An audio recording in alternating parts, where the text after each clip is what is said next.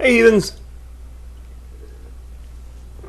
For the longest time, I decided I was going to leave this entire argument alone, simply because I simply thought that it was so stupid that it was beneath me. But recently I had multiple people show up on several different videos giving the old, yes I know, banana argument. So I decided to start a new series, and this will be part one of that series, and the series is going to be called For the Last Time. Okay? So for the last time, the banana argument is a really stupid argument, and only a retard would try and use it. So I'm going to explain to you now why it's such a bad argument, and hopefully you'll understand this. Let's start with what the argument claims. Ray Comfort of the Way of the Master presented the banana argument, and he discussed how it had an easy pull tab, just like a Coke can. It's color coded so that yellow is good, green is too early. As it starts to turn black, you've gotten too late. It's supposed to have 5 sections, just like if you fold your hand up, it would have 5 sections. However, when I fold my hand, I count 6. You could even say 7. This one, I'd only count 4, but hey, whatever.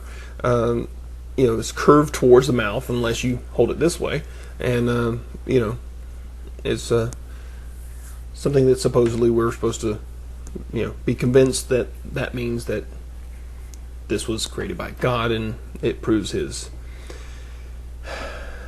wonderful design. All right. Let's start with why this is a dumb argument. And it's because it's what's called confirmation bias. Now, confirmation bias is when you ignore all the misses and you only count the hits. You take something and you say, oh, well, see, this fits, and so therefore it must be true as long as I ignore everything that contradicts it. So let's start by taking a look at a few contradictions to the claims made by Mr. Comfort on his banana. This is a coconut. No easy to pull tab. As a matter of fact, you're going to have a hard time getting in there. No color coding to assist us on that either. It doesn't fit in my hand, all nice and comfortable. It's not curved towards my mouth. Matter of fact, it does none of the things that he suggests. In fact, it's pretty difficult to even eat unless you have man-made tools, which obviously Adam and Eve would not have had just yet. Now, I will readily admit that I will never top the great Nick Gisburne 2000 and his pineapple argument that he gave back. So definitely check out Nick Gisburne, because this is yet another perfect example of something else that you're not going to get into too easy and blows the banana argument out of the water. So now that we've covered that, not all fruits do what they suggest that the banana does, which again leads to the confirmation bias of ignoring everything false there. And this is why I actually ended up doing this video, because I had yawnhockel reply back and actually try and defend the argument after I pointed out the most important reason why this is a bad argument, which we're going to come to in just a little bit. But he mentions that there are red and white grapes, red and white blood cells. Grapes are shaped like blood cells. A cluster of grapes on the vine looks like a heart. Grapes are a healthy heart food. A walnut has 2 hemispheres, so does a brain. Walnut is wrinkled, so is the brain. Kidney beans are shaped like a kidney, good for the kidney. By the way, I couldn't find anything that said that kidney beans were actually good for the kidneys. Maybe they are, I don't know. I couldn't find anything on it. A carrot, when you cut it open, looks like an eye, and it's healthy for your eyes. And asked, do you see a pattern here? And again, sure, you can see the pattern there as long as you ignore everything else. So what's the first thing that you have to ignore? Well, number one, they're not red and white grapes. They're red and green grapes. Okay, we call them white because we make white wine from them, but they're not actually white. They're green, and we don't have green blood cells now, do we? So again, just ignore that fact and you'll be fine. For your carrot, I'd like to point your attention instead to the lemon. The lemon looks more like an eye, and you don't even have to cut it open. Yet, It's packed full of vitamin C, which is a good antioxidant. However, it does very little for your eyesight, which requires vitamin A. So let's look at a few things that are packed full of vitamin A that might be good for us. Things like milk. Well, you have whites in your eyes, so maybe we can count that. Liver. That's nothing like an eye. It mentions carrots, but there's a few other vegetables like dark leafy vegetables, kale, collards, and spinach. Those look nothing like an eye. So again, as long as we ignore all of those things, then we can say, oh, look, the carrot, Isn't it more of just a coincidence because when you cut it open, it's circular and has rings and, that's pretty common shape in nature. But anyway, let's move on. Here's an interesting thing. If we're going to go by foods that look like other things, what about things that simply are those things, like liver?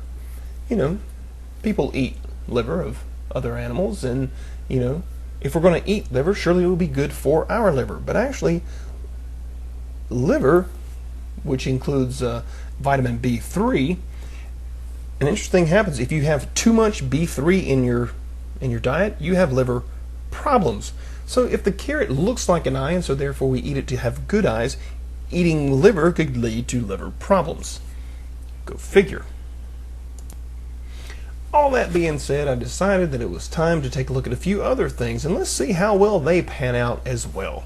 What do you think? Let's start with the pear. Now the pear obviously is pear-shaped, and you could even say that if this was a human body, that this could be the torso and this would be their big fat butt. So maybe if you eat pears, it gives you a big fat butt. At the same time, if you took 2 pears, some women have pear-shaped breasts. So maybe eating pears would give you good, larger breast size. And then there's the peach. Now the peach has kind of a fuzzy skin. We refer to it obviously as peach fuzz. So maybe this would help gain pubic hair, or maybe it would prevent pubic hair. I'm not sure, but one thing's for certain, it looks the most like a butt. So maybe it's good for your butt. So I went to this. Kiwi. Yeah, there's pretty much no mistaking what kiwi look like. However, I found out that there's pretty much no advantageous thing for kiwis towards your testicles. None at all that I could find. They're not even listed as an aphrodisiac. So it didn't. I looked at the top 10 things to increase sperm count. It doesn't do that either. So apparently that's not it either. And then there's the cucumber, which of course looks like, let's skip that one. So let's go back to our banana, our nice little, perfectly shaped for us, color-coded for us, sweet and enjoyable for us, designed by God banana. Well, here's the number one reason why this is a really stupid argument. We made them this way. We took our knowledge of how to selectively choose and, make things the way we want them to be through basically artificial selection. Instead of natural selection, we crossbred these fruits to be like what we want them to. A wild banana is full of seeds and it's not very enjoyable to eat. They're hard to get open and they're not very large either. We made them this way. We cultured them. This is a better example of evolution than for creation, because we evolved, so to speak, the banana to be in its perfect little shape and all of its perfect little things that you thought God did. I pointed this out and someone was snazzy enough to say, yeah, well, did they start with a banana that man made or that God made? Missing the entire point. Everything that they said about the banana that was supposed to have been so convincing, we did it. So there you have it.